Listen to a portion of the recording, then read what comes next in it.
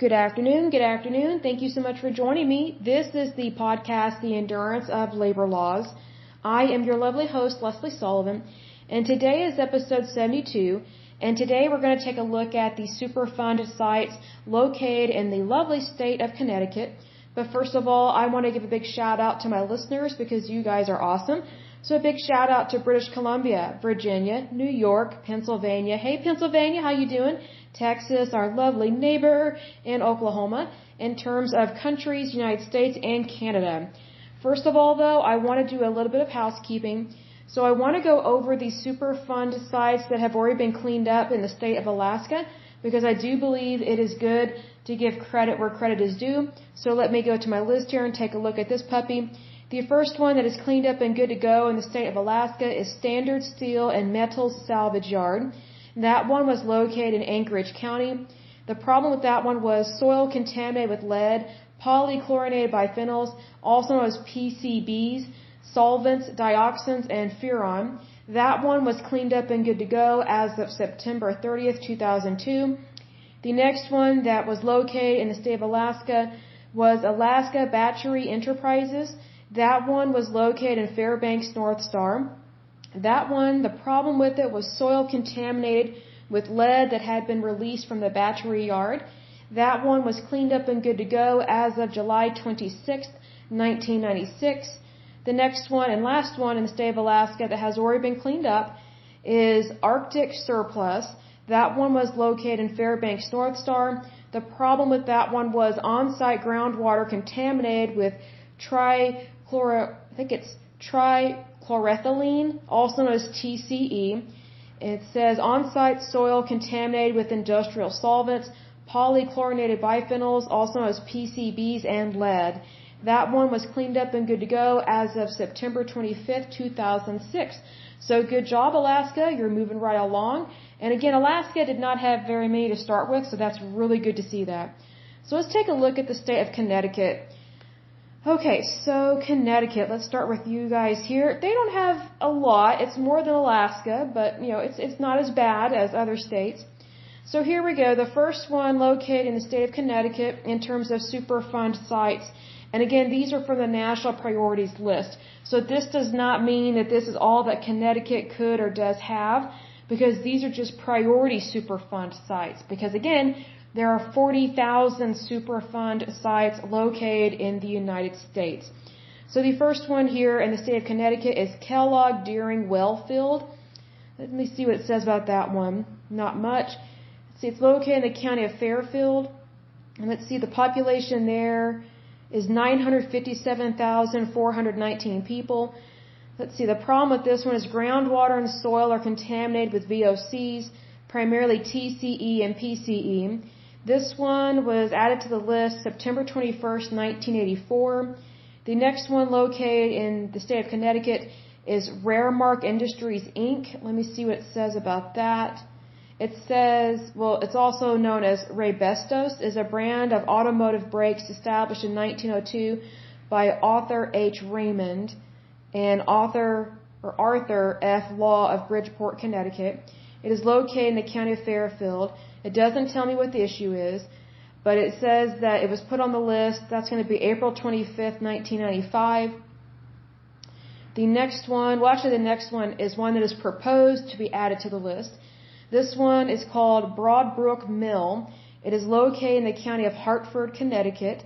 It was proposed to be added to the list December 1st, 2000, so they still haven't made up their mind whether or not it is warranted to be on the national priorities list.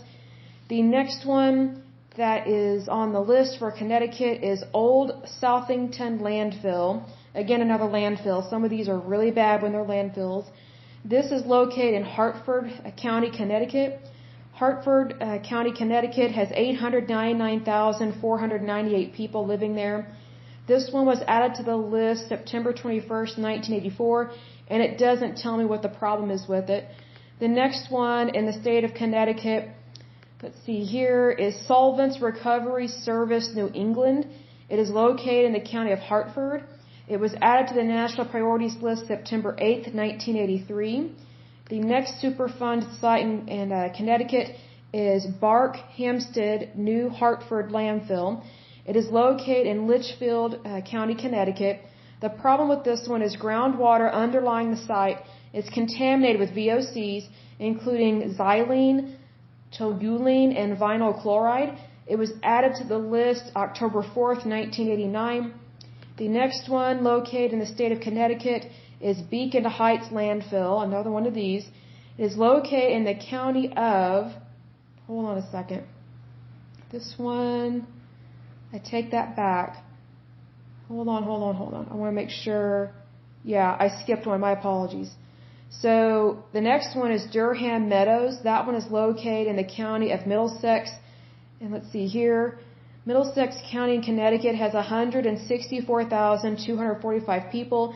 This one was added to the list October 4th, 1989. The next one in Connecticut is Beacon Heights Landfill. It is located in the county of New Haven, Connecticut. And let's see, the population there is 864,835 people. It does not tell me what's going on with that one. It was added to the National Priorities List September 8th, 1983. The next one in Connecticut is Laurel Park Incorporated. It is located in the county of New Haven. And that one was added to the list September 8th, 1983. The next one is Scoville Industrial Landfill, also located in the county of New Haven, Connecticut. It was added to the National Priorities List July 27, 2000. The next one in Connecticut is New London Submarine Base. That one is located in New London County, Connecticut. And it doesn't give me a population per se, but it says it is the southeastern corner of Connecticut and comprises, of Norwich, New London, and Connecticut metropolitan, I guess, statistical area, whatever that means. And so this one was added to the list August 30th, 1990. The next one in Connecticut is Precision Plating Corporation. It is located in the county of Toland, County, Connecticut. Let's see here. The population there is 149,788 people. This one was added to the list October 4th, 1989. The next one is Gallup's Quarry. Let's see, this one is located in Windham County, Connecticut. And let me see if it'll tell me the population. The population is 116,418 people living there. This one was added to the list October 4th, 1989. The next one in the state of Connecticut is Line Master Switch Corporation.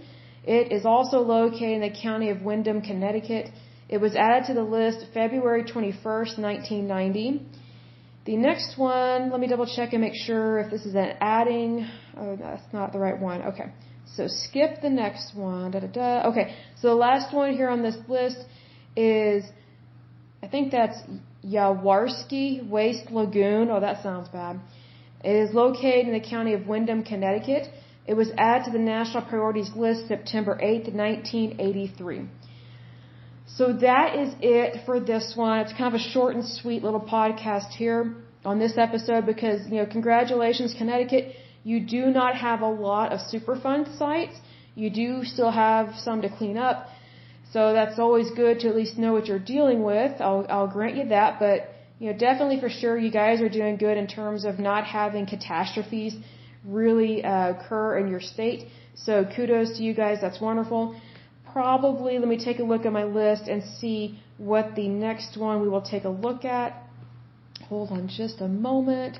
Because I was going to try and mix this up so it wasn't just going line by line through every state. Because I did want to talk about the different agencies that deal with the Environmental Protection Agency. Because, and if you hear honking, that's someone outside, so ignore that. But there are different agencies that help out with the Environmental Protection Agency. Because if you remember, before President Nixon created the EPA, there were different divisions and agencies or committees or councils within the federal government that were already investigating some of these things. He just put it under one umbrella. And so even though they may or may not still be under one umbrella, they do communicate with each other, which is really good. I love to see communication between different federal agencies because that tells me that they care and they're doing their job. So I cannot complain about that. But the next one we will talk about will be, it's called the Agency for Toxic Substance and Disease Registry.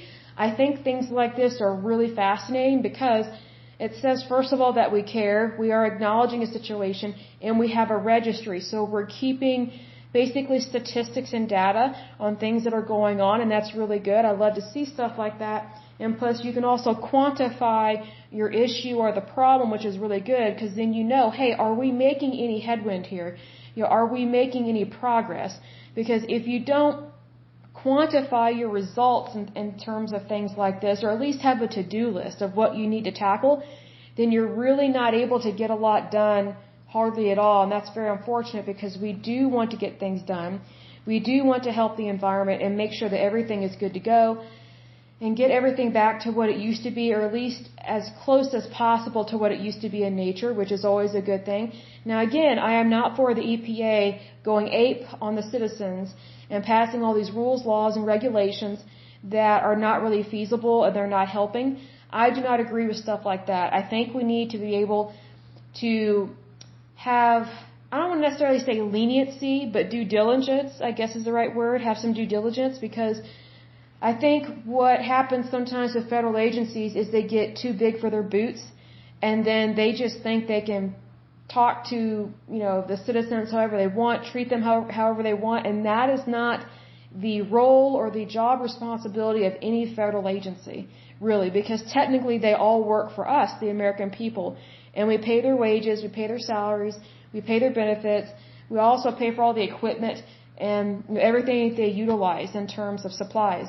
So you would think that they would be appreciative, and most of them are, but every once in a while you kind of get a funky department or a funky agency that's just, like I said, too big for its boots, and it doesn't really take into consideration that we're all just people. And plus, when we are American citizens, we're equals, so no one's better than somebody else. So we're supposed to have equality. Now, I will say this in terms of people not, how do I word this? When I say nobody's better than somebody else, I don't mean that we're socialists or we're fascists or we're communists. I'm not talking about that. I'm not talking about making everybody make the same amount of money or drive the same kind of car. That's what the Soviet Union did, and guess what? It completely failed. And it was a very tyrannical government, so we don't want that. But what I mean by what I'm saying in regards to that is that sometimes we get these bureaucrats that take on a position of power and they make it all about them and their career, their job title, as opposed to actually helping people. Now, not all bureaucrats are bad or evil, but there are quite a few. That's why I think we need to have a rotation of power in terms of some of these federal agencies. I think we need to, how do I word this? I'm not always a fan of promoting from within because I feel like sometimes it reminds me of police departments, like bad ones. There are good ones and bad ones, but bad ones, they promote from within because they don't want any new blood in there, because they don't want people to know what's going on. Well, sometimes that's what happens in federal agencies. They just keep promoting from within. They never get any new blood in there, and so they never really do an audit, per se, of how things are going in the work environment and how are they spending monies, and are they really achieving their job responsibilities that they are supposed to be achieving, because they're getting paid to achieve certain responsibilities and to complete those tasks. So that's why I think it's good to always kind of rotate employees, rotate people, especially in terms of federal jobs and state jobs. Now, the private sector, I could really care less if people promote from within or if they bring someone new in, because private sector jobs, they don't function the same way as a public sector job.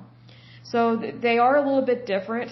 And plus, I would say that the majority of federal and state jobs are unionized, which you have seen in times past, previously in this podcast. Whereas in the private sector, we don't have as many unionized jobs.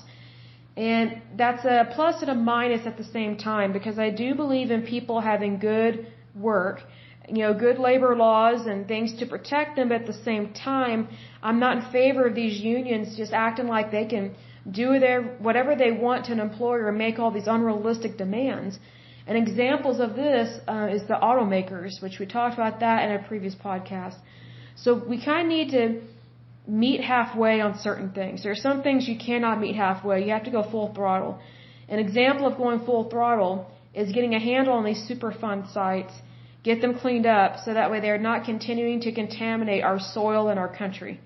So to me, that's a full throttle situation. We need to really be tackling these puppies and really working on getting this stuff cleaned up, because if we're not cleaning them up, then I have to ask, what are we doing? And if you remember, the EPA has a little over $9 billion in terms of an annual budget. So every year, they get a little over $9 billion. That's a lot of money to not be doing much with it in terms of actually completing the job. And plus, they don't have a lot of employees, as discussed before. They have a little over 14,000 employees. So they're spending over $9 billion a year on a little over 14,000 employees and the work that they do. But yet we're not seeing Superfund sites get cleaned up and get back to nature. And I don't think it's going very well in terms of the speediness and the effectiveness of it. And I just wish that things were going quicker, better, and more efficiently. And I think that we do have the ability to do that, because we have some great and wonderful people here in the United States, and I think we really need to capitalize on good people. We need to capitalize on the God-given talent, and yes, there is a God, and He is good.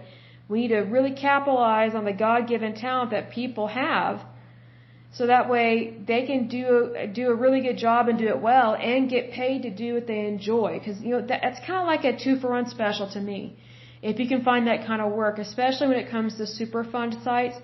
Because not only will we be cleaning up the environment, but we will be able to provide more jobs for more people so they can support their families. That's wonderful. And even if someone's not married, they can still support themselves. See, because there's the thing, if you're not married, you are your own family.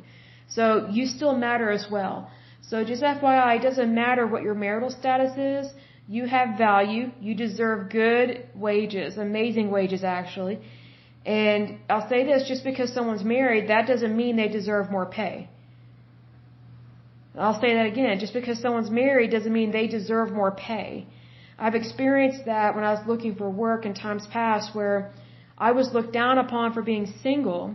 So there were some people that they took from my check and gave it to somebody else. And I just thought, wow, that is so crooked and so evil to do that, because it's a form of discrimination. It's marital status discrimination. So we want to make sure that everything is on the up and up, whether it's labor laws or the environment or Superfund sites. We really want to make sure that we get all this stuff good to go, because I think we can always do good. And we need to do good, because that's what we are going to be passing down to future generations and be passing down to our children and our grandchildren. So I think it's a golden opportunity to really do what we're called to do in our lifetime. And I think that's a great thing to do. I think it's a wonderful achievement to just know that we each did what we were called to do in our lifetime. I think that's a wonderful thing. Even if we don't get a plaque or an award, which I wish more people did, because I think there are a lot of people that they don't get the honor, dignity, and respect that they deserve and that they are warranted. I really think that they should be noted for the good work that they do. Because I think more people would do more good if they knew that they would get credit. Because I think people know a thief when they see one. You know what I mean? It's kind of one of those things when I can think back to some times in different job situations or different projects where someone took credit for the work that I did, and that affected my pay. And even if it did not affect my pay, it still bothered me, because the person who took credit for my work is a liar. So do we really want to give credit to liars? No. Because how do I word this? If you keep enabling bad behavior, guess what you're going to continue to get? You're going to continue to get bad behavior. So we don't want to do that.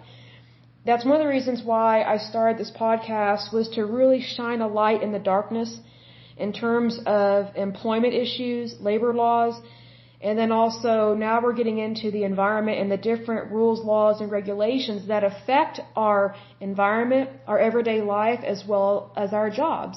Because what some people forget, and maybe they just don't know, maybe they truly are ignorant, and that's okay. I'm ignorant on so many things as well, so I'm right there with you. Here's the thing though.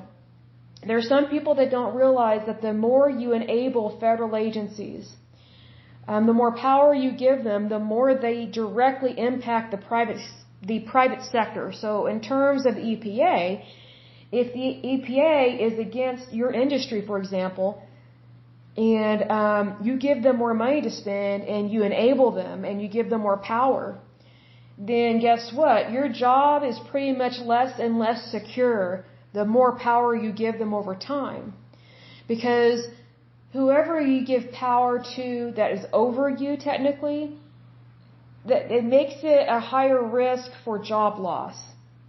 Like, for example, the EPA has been targeting the oil and gas industry for a long time, and the EPA has been trying to push for like wind farms and all this other stuff and solar panels. And hey, every form of energy is great, but not every form of energy and not every form of a natural resource, I guess, is good. And it's not compatible. Like, there's no way I would ever drive an electric car. No way. And I'll give an example as to why. I was talking to a paramedic. I'm trying to think how many years ago this was. This probably would have been 4 or 5 years ago. And, I asked this person, what's one of the things that you don't like about your job? Because people are quick to tell you what they don't like, and I think it's a great way to learn more about that industry or the industry that the person works in, and then you also get to know the person. And a lot of times, when people say they don't like something, they actually have a good idea behind it of how to fix it. But unfortunately, with this situation, there wasn't necessarily a way to fix it per se. So this paramedic said that one of the things that they cannot stand about their job, but it's very dangerous, is whenever people are driving electric cars and they get into car wrecks. I said, well, what's the problem with that? She goes, well, what people don't know is that when IMSA arrives on the scene, they're not dealing with a normal car crash because they're not trained in electrical fires. They're trained in gasoline fires. So now whenever IMSA shows up, if they're not trained on how to get people out of cars that are run on electricity, these IMSA workers, these ambulance workers, take a huge risk of getting electrocuted and basically to death. And so they run a huge risk. And here's another thing.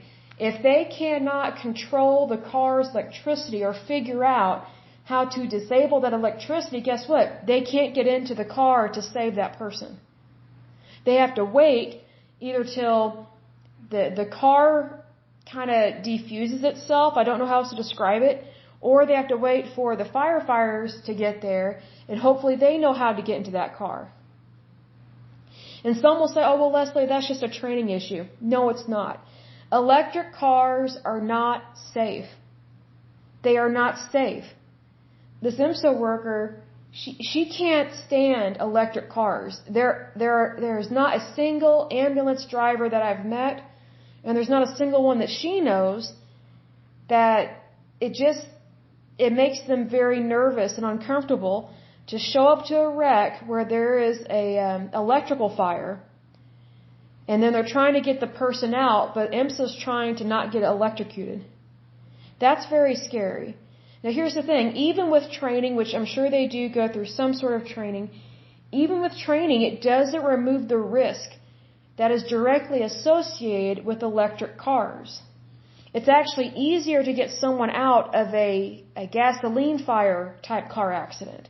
Or even if there's not a fire, let's say it's just a gasoline car and 2 people accidentally hit each other, whatever the case may be, it is way easier to get people out of those cars because then you don't have to worry about electric shock.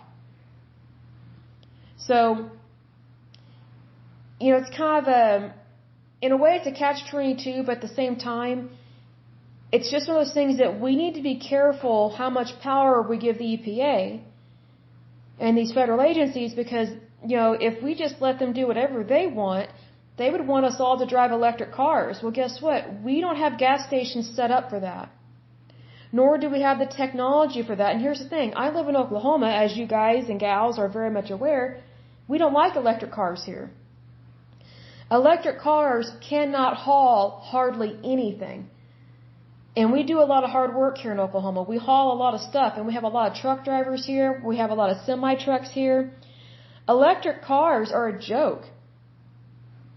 They are a complete joke. It's like, to us, it's like, why would you waste your money on an electric car when you can get a real car that runs on real fuel? which is gasoline. Whether it's, the regular gas that you get at the pump, or if it's natural gas, whatever the case may be. But my point is this: we need to be careful who we give power. How word this? We need to be careful who we put in power and how much power we give them that are directly over us in terms of managing different industries in the United States. See, because what we're going to go through, and I typed up a list of all the different agencies and the different rules, laws, and regulations we're going to take a look at. Every single one of them is good. They have good intentions, but some of them get way off track and they just start punishing people, and that's not the goal of the federal government. That's not what it's supposed to be. That's not supposed to be the goal of these federal agencies and these rules, laws, and regulations, but unfortunately sometimes that's what it comes down to. So we just kind of need to keep an open mind. So again, the EPA is a good agency. I am all for it, but it needs to be managed correctly. It needs to be managed in the right direction. And that direction is not at shaming and blaming American citizens and going after them and bankrupting them and punishing them retroactively with excise taxes or excise fees, which we will talk about later in another podcast about how the EPA collects fines and how they punish people. Some fines and punishments are warranted, but a lot of them are not. The majority of them are not, because the EPA was founded to initially be more educational and to help people. But instead it's turned into kind of like a policing agency, but policing of the environment. And it's just, that's not what it was founded to be, because it was actually the American people that spoke up about stuff. It was not these bureaucrats that are in charge of the agency. It was the American people, the general public, that spoke up. So I always find it interesting whenever the American people speak up about something and then the government gets involved, the federal government at least, they take it over and then they start punishing the very people that spoke up about the situation. It's like shame and blame the victim and then over-punish the oppressor in terms of this, over-punish the people that made a mistake. So it's just more about doing what's right on a daily basis and making sure that we're not passing too many rules, laws, and regulations, because we already have enough of them on the books. And the ones that we do have on the books, most of them are pretty good. They cover a lot of stuff. Like, I've read up on some of these, like some of them, like the National Environmental Policy Act of 1969. We will discuss that. There is the Council on Environmental Quality. There's the Atomic Energy Commission. There's the Clean Air Act. There's the Clean Water Act. There's the Safe Drinking Water Act. Like, there's all these different things that they're good. They're already good. They don't need any additional teeth put in them in terms of legislation and enforcing the law. Really, it's just more about educating people. That's where it needs to be. But anyway, I will go ahead and end this podcast. I did want to lift up a prayer, because we are prayerful people in this country, and that's a good thing. I want to lift up everybody that has ever lost their house due to a foreclosure. And come the next podcast, I'm going to read off some of the different areas that have a lot of foreclosures. So I lift those people up that, first of all, that they get their house back, if that's possible, which with God anything is possible, and that's a wonderful thing. So they get their house back, they get a really good job, they get out of debt.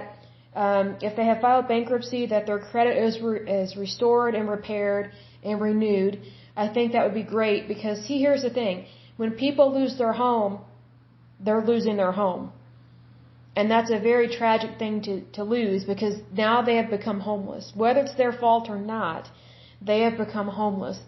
A lot of people that I've met over the years that have foreclosures and bankruptcies, it's usually not their fault. It really is not. That doesn't excuse it.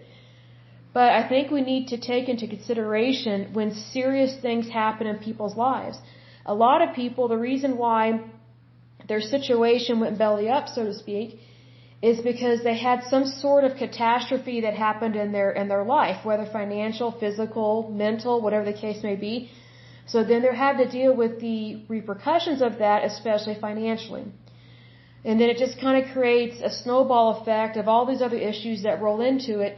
And then it makes it very difficult to pay the rent, to pay the bills, to keep a good job and, to find a better job. It just makes it difficult. So that's why I want to lift up anyone and everyone that has ever lost a house due to foreclosure, because it really breaks my heart to see so many foreclosures on the market, in the housing market, because that tells me we have a lot more people suffering than we realize. And we are the United States. We don't need to have people suffering like that. We are a very successful, very prosperous country. But I'll say this, the more you enable the federal government to overtax you, and you enable these federal agencies to just have a $9 billion budget per year, that's basically pouring your money down a rat hole, and then we're not helping the people that actually need help, especially on an everyday basis, because everybody should have access to food, water, and shelter, and it should be safe and clean, regardless of what it is. That's my personal opinion. And I know that people, if you give them the chance to pay their bills, they pay their bills. If people were making good money, guess what? They would be making good money and they would be able to afford things. But I'll give an example here in Oklahoma. My electric bill went up horribly because of the winter, because of the several cold snaps that we had. Well, my electric bill went up, oh my goodness, it's probably been almost $80 it went up. So it doubled, almost tripled from what it was. So, I know that the rates have gone up with the electric company. I don't agree with that at all, because I think that they're just collecting more money, but I don't think they really need it. Of course, they use all these excuses, but we already pay a lot of money in terms of utilities, so I think they're just, I think it has something to do with their labor unions that deal with electricity and engineers and things like that. I think it has to do with that. That's just my personal opinion. Because a lot of people, they can't afford a more expensive electric bill. It's just basic necessities that, guess what, they're basic, so they shouldn't be super expensive. We really need more competition. And I think, this is a side note, in terms of utilities, there's not enough competition between utility companies. Usually, you only have one utility company in your area, and so they can price gouge you all day and all night. And if you call them out on it, then they say, oh, look at the work that we do. We do the work that nobody else does. Big whoop. Congratulations. You do a really tough job.